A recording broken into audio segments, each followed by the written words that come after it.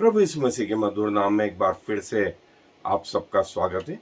और जैसा कि हम देख रहे हैं कि पुराने नियम में कई चीजें इतनी दृढ़ता से लकीर के फकीर थे, मर जाएंगे लेकिन उसको छोड़ेंगे नहीं।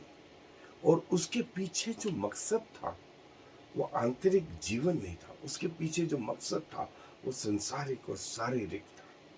उनमें से एक महत्वपूर्ण चीज थी, वो था सरकमसीजन। और जो है खतना, जो है परमेश्वर ने अब्राहम के द्वारा ठहराया था। जब परमेश्वर ने अब्राहम से वाचा बांधी और जो आरंभ हुई अब्राहम से वो खतना की विधि, वो प्रभु यीशु मसीह तक चलती रही। कई चेलों के जो चेले थे उनके भी खतने हुए, लेकिन कई लोग ऐसे थे जिनको प्रभु ने जो है कंपलसरी नहीं ठहराया। और कलीसिया में पतरस के द्वारा सबसे पहले ये आया कि जरूरी नहीं कि खतना शारीरिक हो। खतना कहाँ चाहिए? मन का चाहिए। और मैं वो हिस्सा फिर से पढ़ना चाहता हूँ, रोमियो की पत्री का 2 अध्याय 28 और 29 आयत में लिखा है, क्योंकि यहूदी वह नहीं जो प्रगट में यहूदी है, और न वह खतना है जो प्रगट में है और देह में है, पर यहूदी वही है जो मन में है, और खतना वही है जो हृदय का और आत्मा में है, न कि लेख का। ऐसे की प्रशंसा मनुष्य की ओर से नहीं, परंतु परमेश्वर की ओर से होती है। और परमेश्वर ये यहाँ कह रहे नहीं, रोमियो की पत्री में, नए नियम में, इवन मूसा को कहा था। लेवी व्यवस्था की पुस्तक 30वां अध्याय, और हमने वो जगह देखी थी जहां परमेश्वर ने कहा, मैं खतना जो है शरीर का नहीं, बाहरी नहीं, हृदय का खतना चाहता। और दोस्तों ये हुआ, ये परिवर्तन आया कलीसिया में। और आज हमारा खतना नहीं होता है, लेकिन यहूदी लोग, मुस्लिम भाई लोग खतना बराबर करते हैं। ये प्रभु की शिक्षा है। आज भी 2000 साल बाद मसीहों के खतने नहीं होते, रिलीजियस आधार पे नहीं होते, क्योंकि खतना कहाँ का चाहिए? मन का चाहिए। और परमेश्वर ने मूसा को कह दिया था, लेवी व्यवस्था का 30वां अध्याय, कि मुझे खतना बाहरी नहीं, मन का चाहिए। और जब कलीसिया बनी नए नियम में, परमेश्वर ने स्पष्ट कहा, खतना शारीरिक नहीं, खतना कहाँ का? मन का। और रोमियो की पत्री में हम देखते ही हैं, खतना कहाँ का? मन का। ईमानदारी और सच्चाई यहां से। और ये हमें किसी चर्च के सर्टिफिकेट से नहीं, किसी चर्च से नहीं, ये हमें मिलती है परमेश्वर से। सो ईमानदारी और सच्चाई किसके साथ? परमेश्वर के साथ। सो आए मेरे साथ बाइबल अध्ययन पे चलें।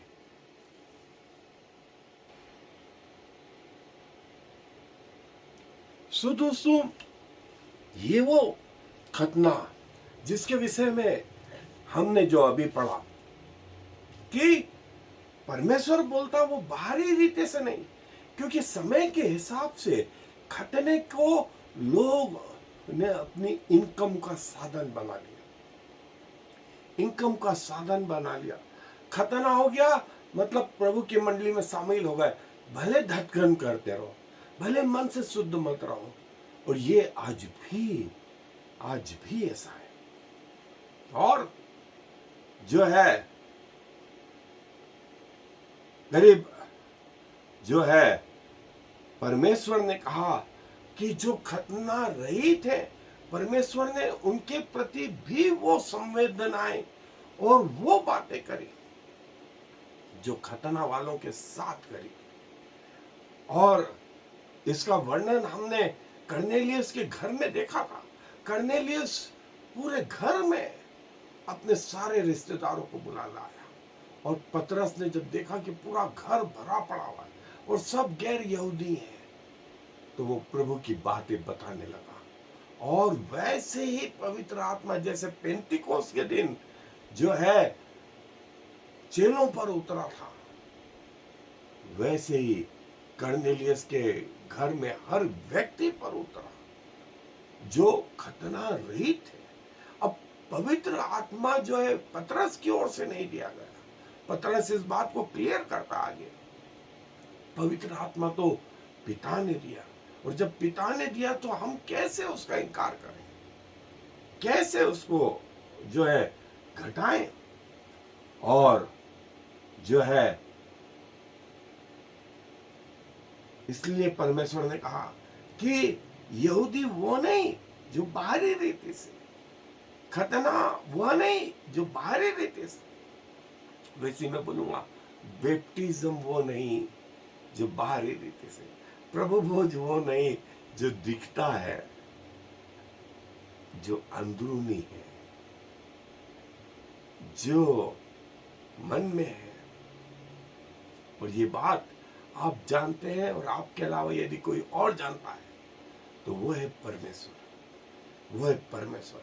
इसलिए ईमानदारी और सच्चाई जो है लोगों के सामने नहीं, चर्च के सामने नहीं, वो परमेश्वर के सामने, वो परमेश्वर के सामने। और जो है जब परमेश्वर ने खतना रहितों को अपना आत्मा दिया, तो फिर पब्लिक कौन होती है जो परमेश्वर को रोके और पूछे कि प्रभु आपने ऐसा क्यों किया। हमने इसके पहले भी देखा था कि यदि प्रभु ने स्त्रियों को चुना तो हम कौन होते ये कहने वाले कि इसको परमेश्वर ने क्यों चुना, इसको चुपचाप बैठना चाहिए। दोस्तों, ये बात जो है परमेश्वर जानता है और वो महिला जानती है। इसके अकाउंट हमको नहीं देने। और गमलीएल का स्टेटमेंट कि यदि ये परमेश्वर की ओर से है तो कोई उसे नष्ट नहीं कर सकता, और यदि ये परमेश्वर की ओर से नहीं है तो कुछ करने की जरूरत नहीं, ये अपने आप एक दिन नष्ट हो जाएगा। सो ये महत्वपूर्ण चीज थी। और हमें सबको मालूम है कि अब्राहम 99 वर्ष का था जब इसहाक के बारे में जो है परमेश्वर ने भविष्यवाणी करी थी। और उस समय परमेश्वर ने कहा, जो आकाश के तारागण और समुद्र के बालों को गिन सकेगा वो तेरे वंशज को भी गिन सकेगा।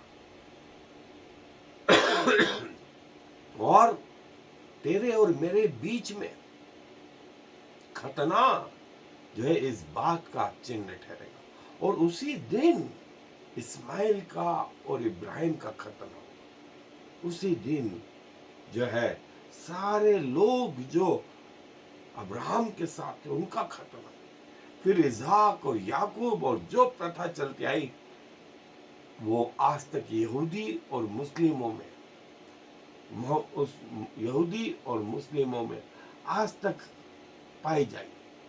और जो परमेश्वर और अब्राहम के बीच में जो वाचा थी उसका ये चिन्ह था। इसके शाब्दिक अर्थ में यही है कि जो है फोर स्किन, जो आगे की चमड़ी है, उसका पूरी रीति से काटा जाना।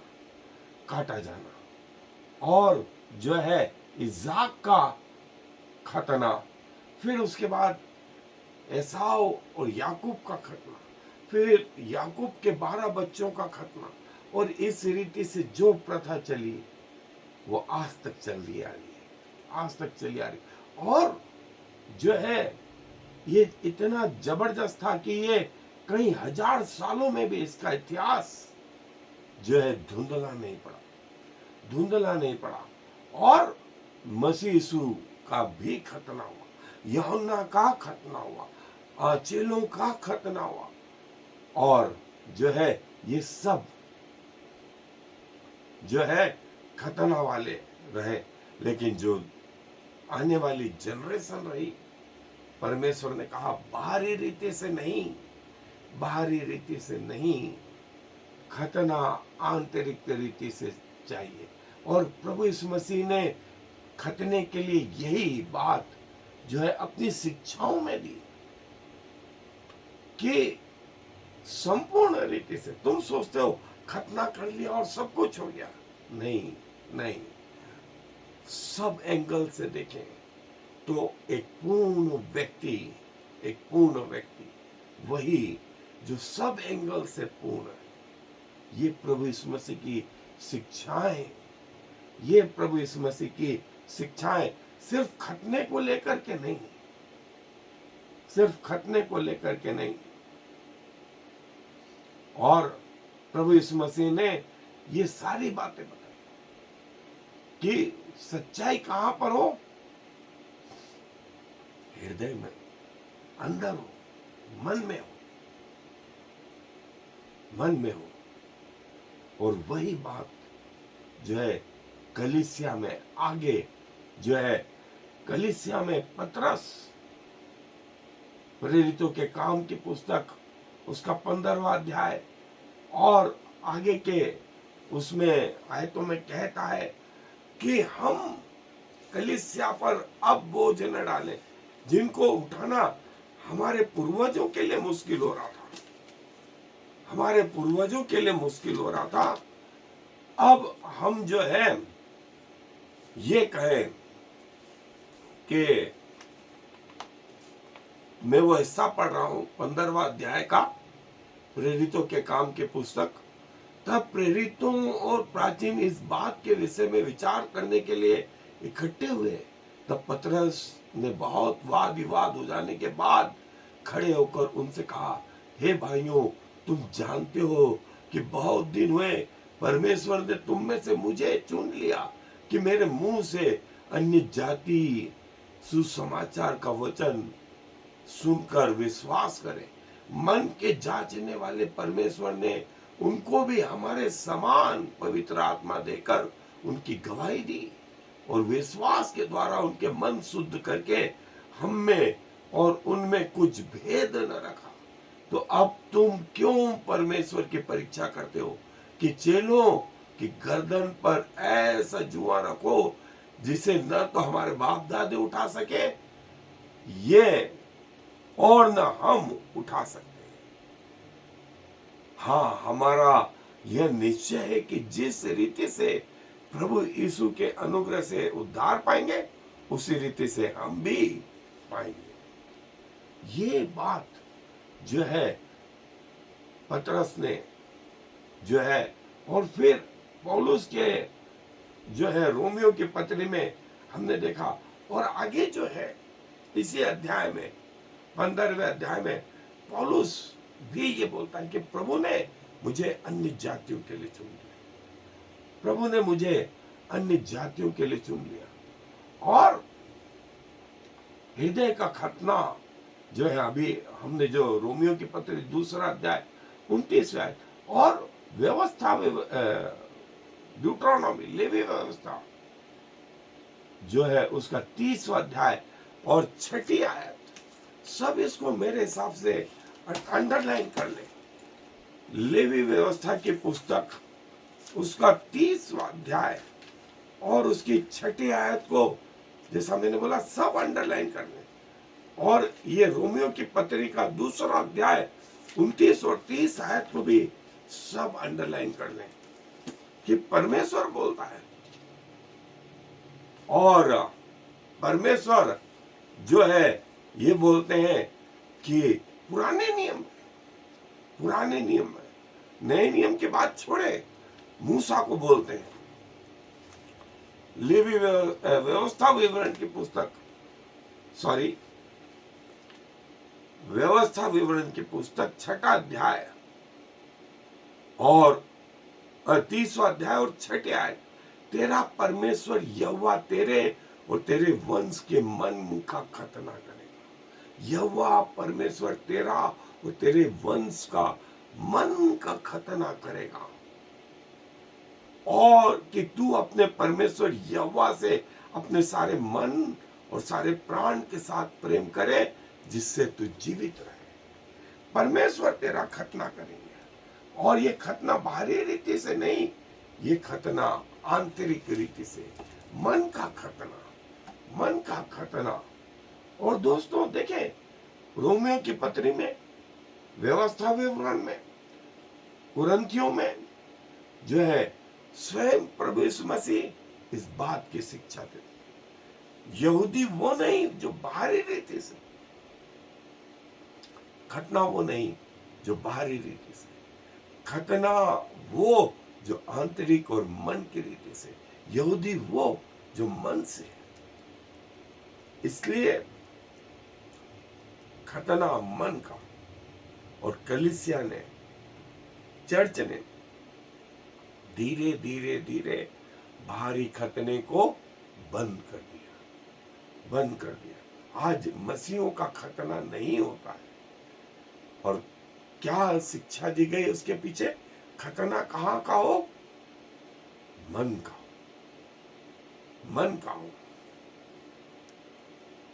यदि वो मन का खतना नहीं, या वो मन का बपतिस्मा नहीं, कोई मतलब नहीं, कोई मतलब नहीं। स्पिरिचुअल सर्कमसीजन, यिर्मयाह की पुस्तक 4 अध्याय 4 आयत, मैं तुम्हारे मन का खतना करूंगा, व्यवस्था को तुम्हारे हृदय पे लिख दूंगा, तुम्हारे हृदय पे लिख दूंगा, और तुम्हारे हृदय के बाहरी परत को निकाल फेंकूंगा। ये परमेश्वर चाहते हैं, ये परमेश्वर चाहते हैं। सो दोस्तों, ये वो खतना, और कलीसिया में ये इसलिए धीरे धीरे करके बंद हो गया, क्योंकि इसके पीछे परमेश्वर की मानसिकता ये थी कि खतना बाहरी रीति से नहीं, खतना आंतरिक रीति से। मसीह वो नहीं जो बाहरी रीति से, वो जो आंतरिक रीति से, सच्चाई से मसीह है। यहूदी वो नहीं जो बाहरी रीति से, यहूदी वो जो मन से और सच्चाई से। सो परमेश्वर अपने वचन पर आशीष दे। आए दुआ में अपने सरों को झुकाएंगे। प्रभु जी, धन्यवाद देते हैं, आप हृदय की सच्चाई से प्रसन्न होते हैं, और आप कहते हैं कि आपकी निगाहें उन व्यक्तियों को ढूंढने में लगी रहती हैं जो आपके प्रति ईमानदार है, सच्चाई से आपके पीछे चलने चाहते हैं। प्रभु, हम भी अपना शरीर, प्राण, आत्मा आपको समर्पित करते हैं, आपको ग्रहण योग्य बलिदान हो। धन्यवाद देते हैं कि आप जो कान देते हैं तो खुद भी सुनते हैं, जो आंख देते हैं तो खुद भी देखते हैं। सारा मान, सम्मान, गौरव आपको देते हुए इस विनती को प्रभु यीशु मसीह के नाम से मांगता है। आमीन। और फिर